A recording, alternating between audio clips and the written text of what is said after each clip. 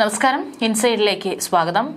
ചൊവ്വാഴ്ച രാത്രി നടത്തിയ വ്യോമാക്രമണത്തിന് പിന്നാലെ ഇസ്രായേൽ ഏത് രീതിയിലായിരിക്കും തിരിച്ചടി നൽകുക എന്നുള്ളതാണ് ലോകം മുഴുവൻ ഉറ്റുനോക്കുന്നത്.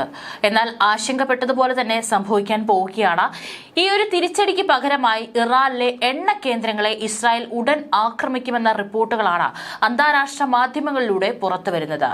ഒപെക് രാജ്യങ്ങൾക്കിടയിലെ ഏറ്റവും വലിയ മൂന്നാമത്തെ ക്രൂഡ് ഓയിൽ ഉൽപാദകരാണ് ഇറാൻ. അതുകൊണ്ട് തന്നെയാണ് ഇറാന്റെ ജീവവായുവിൽ കയറി കളിക്കാൻ തന്നെ ഇസ്രായേൽ ഇപ്പോൾ തുനിഞ്ഞിറങ്ങിയിരിക്കുന്നത്. പാശ്ചാത്യ ഉപരോധങ്ങൾക്കിടെ സമ്പദ് വ്യവസ്ഥയെ പിടിച്ചു നിർത്താൻ ഇറാനെ സഹായിക്കുന്നത് എണ്ണവാതക കയറ്റുമതിയാണ്.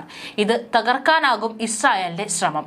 കഴിഞ്ഞ രാത്രിയിലുണ്ടായ മിസൈൽ ആക്രമണത്തെ തുടർന്ന് ഇറാനെതിരെ IDF കൃത്യമായ പ്രതികാരത്തിന് ഒരുങ്ങുമ്പോൾ ഇറാന്റെ കയറ്റുമതിയുടെ 95% ഒഴുകുന്ന വിശാലമായ എണ്ണദ്വീപ് ലക്ഷ്യമിടാൻ സാധ്യത ഏറെയാണ്.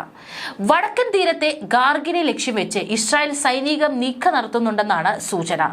ഇറാന്റെ എണ്ണ കയറ്റുമതിയുടെ 95% നടക്കുന്ന എണ്ണപ്പാടം ചുട്ടരിക്കാനാണ് പദ്ധതി.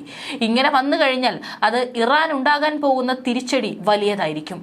അങ്ങനെ വന്നാൽ തീ കെടുത്താൻ പോലും ഇറാന് കഴിയാതെ വരും എന്നുള്ളതാണ്. ഇസ്രായേലിന്റെ എണ്ണപ്പാട പ്രതികാരം ഇറാനും തിരിച്ചറിയുന്നുണ്ട്. ഇത് അവരെയും വെട്ടിലാക്കുന്നുണ്ട്. ഇറാനെതിരെ പ്രതികാര നടപടിയുമായി നീങ്ങാൻ തന്നെയാണ് ഇസ്രായേലിന്റെ തീരുമാനം. സമയവും സന്ദർഭവും ഒത്തുവരുമ്പോൾ ആക്രമണം നടത്തുമെന്നാണ് ഇസ്രായേൽ സൈനിക വക്താവ് ഡാനിയൽ ഹഗാരി അറിയിച്ചിരിക്കുന്നത്. ഏതായാലും ഇസ്രായേൽ അത്തരത്തിലൊരു തിരിച്ചടിക്ക് ഒരുങ്ങുമ്പോൾ എന്തായാലും ഇറാനെ പോലെ അത് എടുപിടി എന്നായിരിക്കില്ല. കൃത്യമായ പ്ലാനിങ്ങോട് കൂടി തന്നെ പതുങ്ങിയിരുന്നാവും ഇസ്രായേലിന്റെ ഭാഗത്ത് നിന്ന് ഒരു വലിയ തിരിച്ചടി ഇറാന് സംഭവിക്കാൻ പോകുന്നത് എന്നുള്ള വിലയിരുത്തലും പുറത്തു വരുന്നുണ്ട്. സിവിലിയൻ കേന്ദ്രങ്ങളെ ഒഴിവാക്കിയാകും തിരിച്ചടിയെന്നും സൂചനയുണ്ട്. അതേസമയം എന്തിനും തയ്യാറാണെന്ന് ഇസ്രായേൽ ആക്രമിച്ചാൽ ശക്തമായി തിരിച്ചടിക്കാൻ സജ്ജമാണെന്നാണ് റവല്യൂഷണറി ഗാർഡ് തലവൻ ജനറൽ മുഹമ്മദ് ബക്കേരി പ്രതികരിച്ചിരിക്കുന്നത്. ഹിസ്ബുള്ള തലവൻ ഹസൻ നസ്രുള്ള, ഹമാസ് മേധാവിയായിരുന്ന ഇസ്മായിൽ ഹനിയ എന്നിവരുടെ വധവും തെക്കൻ ലെബനനിലെ കരയാക്രമണവുമാണ് ഇസ്രായേലിനെതിരെയുള്ള വ്യോമാക്രമണങ്ങളുടെ കാരണമായി ഇറാൻ നിരത്തുന്നത്. പക്ഷേ ഇപ്പോൾ ഇറാൻ ചാടിയെടുത്തിരിക്കുന്നത് അവരുടെ ഏറ്റവും വലിയ മണ്ടത്തരം തന്നെയാണ്. തിരിച്ചടിച്ചാൽ ഇസ്രായേലിനെ തകർക്കുമെന്നും മുന്നറിയിപ്പ് നൽകിയിട്ടുണ്ട്. ഇറാനിലുടനീളമുള്ള 38 ആണവ കേന്ദ്രങ്ങളെ ഇസ്രായേൽ ലക്ഷ്യമിടുന്നുവെന്നും സൂചനകളുണ്ട്. ഇറാനിലെ മൂന്നാമത്തെ വലിയ നഗരമായ ഇസ്ഫഹാൻ സിറ്റി അടങ്ങുന്ന എസ്ഫഹാൻ പ്രവിശ്യയിൽ ഇസ്രായേലിന്റെ ആക്രമണവും ഉണ്ടാകാനിടയുണ്ട്. ഇറാന്റെ യുറേനിയം സമ്പുഷ്ടീകരണ പദ്ധതിയുടെ കേന്ദ്രമായ നദാൻസ് അടക്കം നിരവധി ആണവ കേന്ദ്രങ്ങൾ ഇവിടെയാണ്. ടെഹ്റാനിലെ പാർച്ചിൻ, മർക്കാസി പ്രവിശ്യയിലെ അരക് ആണവ കേന്ദ്രങ്ങളും ഇസ്രായേലിന്റെ റഡാറിലുണ്ടെന്നാണ് സംശയിക്കുന്നത്. ഇറാന്റെ ആണവ കേന്ദ്രങ്ങളിൽ ആക്രമണം നടത്താൻ ഇസ്രായേൽ തുനിഞ്ഞാൽ പക്ഷെ പിന്തുണയ്ക്കില്ലെന്നാണ് US പ്രസിഡന്റ് ജോ ബൈഡൻ അടക്കം പറഞ്ഞിരിക്കുന്നത്. കാരണം അത്തരത്തിലൊരു ആക്രമണം ഉണ്ടായി കഴിഞ്ഞാൽ പിന്നീട് ഭാവിയിൽ ഉണ്ടാകാൻ പോകുന്ന ഭവിഷ്യത്തുകൾ ഏറെ വലുതാണ്. അതുകൊണ്ട് തന്നെയാണ് അമേരിക്ക അത് ഭയക്കുന്നത്. രണ്ട് വമ്പൻ ശക്തികളാണ് ഇപ്പോൾ ഏറ്റുമുട്ടുന്നത്. ഇസ്രായേലിൽ 180 മിസൈലുകൾ ഇറാൻ വർഷിച്ചതിനു ശേഷം അത്തരം പ്രതികാര നടപടിയെ പിന്തുണയ്ക്കുമോ എന്ന ചോദ്യത്തിന് ഇല്ല എന്നായിരുന്നു ബൈഡന്റെ മറുപടി. ഇറാനുമേൽ പുതിയ ഉപരോധം ഏർപ്പെടുത്തുന്നതിനെ കുറിച്ച് Canada, France, Germany, Italy, Japan, Britain എന്നീ രാജ്യങ്ങളിലെ നേതാക്കളുമായി ടെലിഫോണിൽ സംസാരിച്ചതിനു ശേഷം പ്രതികരിക്കുകയായിരുന്നു ജോ ബൈഡൻ. ചൊവ്വാഴ്ച ആക്രമണത്തിന് എങ്ങനെ പ്രതികരിക്കണമെന്നത് സംബന്ധിച്ച് ഇസ്രായേൽ പ്രധാനമന്ത്രി ബെഞ്ചമിൻ നെതന്യാഹു വിവിധ സാധ്യതകൾ പരിഗണിക്കുന്നതിനിടെയാണ് ബൈഡൻ തന്റെ നിലപാട് വ്യക്തമാക്കിയത്. അമേരിക്ക അടക്കം ഇത്തരത്തിൽ പറഞ്ഞുകൊണ്ടാണ് രംഗത്ത് വരുന്നത്. സ്വയം പ്രതിരോധിക്കാനുള്ള ഇസ്രായേലിന്റെ അവകാശത്തെ പിന്തുണയ്ക്കുന്നുവെന്നും ഇറാന്റെ ആക്രമണത്തിന് മറുപടി നൽകണമെന്നും ബൈഡൻ കൂട്ടിച്ചേർത്തു.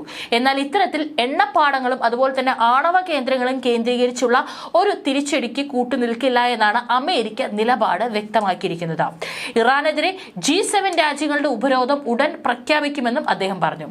ബെഞ്ചമിൻ നെതന്യാഹുമായി സംസാരിക്കുമെന്നും ബൈഡൻ കൂട്ടിച്ചേർത്തിട്ടുണ്ട്. തെക്കൻ ലെബനനിലെ സംഘർഷം അതേസമയം മുറുകിക്കൊണ്ടിരിക്കുകയാണ്. കഴിഞ്ഞ ദിവസം 8 ഇസ്രായേലി സൈനികർക്ക് ജീവൻ നഷ്ടപ്പെട്ടു. ഇതോടുകൂടിയിട്ട് കടുപ്പിക്കുകയാണ് ഇസ്രായേൽ. ഹിസ്ബുള്ള ഭീകരരുടെ ആക്രമണത്തിലാണ് ഇവർ കഴിഞ്ഞ ദിവസം കൊല്ലപ്പെട്ടത്. ഇറാന് നേരെ കടുത്ത ഭീഷണിയാണ് ഉയർന്നിരിക്കുന്നത് എന്ന് പാശ്ചാത്യ നിരീക്ഷകരടക്കം വിലയിരുത്തുന്നുണ്ട്. കൃത്യതയോടെയും ശക്തമായും തിരിച്ചടിക്കുമെന്നാണ് ഇസ്രായേലി ഡിഫൻസ് ഫോഴ്സ് തലവൻ ഹെർസി ഹലൈവി മുന്നറിയിപ്പ് നൽകിയിരിക്കുന്നത്. മധ്യ ഇസ്രായേലിലെ ഒരു വ്യോമയാന താവളത്തിൽ നിന്ന് പുറത്തുവിട്ട വീഡിയോ സന്ദേശത്തിൽ അദ്ദേഹം പറഞ്ഞിരിക്കുന്നത് ഇപ്രകാരമാണ്: സുപ്രധാന കേന്ദ്രങ്ങൾ അടയാളപ്പെടുത്തി കൃത്യതയോടെ അവയെ ലക്ഷ്യമാക്കി പ്രഹരമേൽപ്പിക്കാൻ കഴിയുമെന്നാണ്.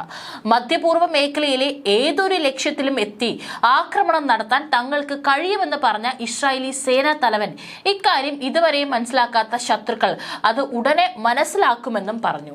ഇറാന്റെ ഇസ്രായേലിന് മേലുള്ള പരാജയപ്പെട്ട മിസൈൽ ആക്രമണം കഴിഞ്ഞ ഒരു ദിവസം കഴിയുമ്പോഴായിരുന്നു ഈ പ്രസ്താവന പുറത്തു വന്നിരിക്കുന്നത്.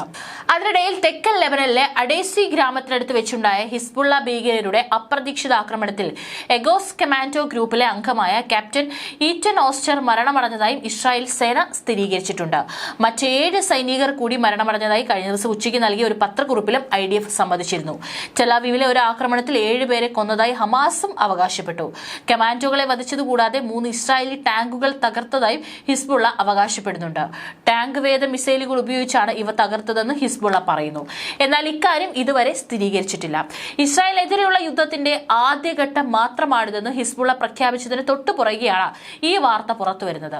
അതേസമയം തങ്ങളുടെ സേന ലെബനൻ പ്രവിശ്യയിൽ യുദ്ധം ചെയ്യുന്നതിന്റെ വീഡിയോ ദൃശ്യങ്ങളാണ് ഇസ്രായേൽ ആദ്യമായി പുറത്തുവിട്ടിരിക്കുന്നത്.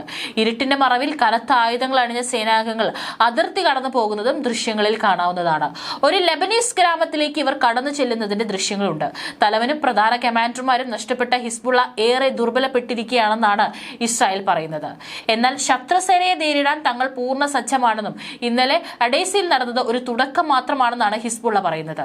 അതേസമയം കഴിഞ്ഞ ദിവസം ഇറാൻ നടത്തിയ ആക്രമണത്തിന് മറുപടി നൽകാനുള്ള തയ്യാറെടുപ്പിലാണ് ഇസ്രായേൽ സൈന്യമെന്ന ചില റിപ്പോർട്ടുകൾ പറയുന്നു. 200ഓളം ബാലിസ്റ്റിക് മിസൈലുകൾ ഇസ്രായേലിന് നേരെ തൊടുത്തുവിട്ടെങ്കിലും അവയിൽ ഒട്ടുമിക്കതും ആകാശത്ത് വെച്ച് തന്നെ ഇസ്രായേലിന്റെ അയൺ ഡോം ഒരുക്കിയ ചിതയിൽ എരിഞ്ഞെടുങ്ങുകയായിരുന്നു. ഇന്നലെ ലെബനനിലെ ഹിസ്ബുള്ള താവളങ്ങൾക്ക് നേരെ ഇസ്രായേൽ കടുത്ത ബോംബിംഗ് നടത്തിയിട്ടുണ്ട്.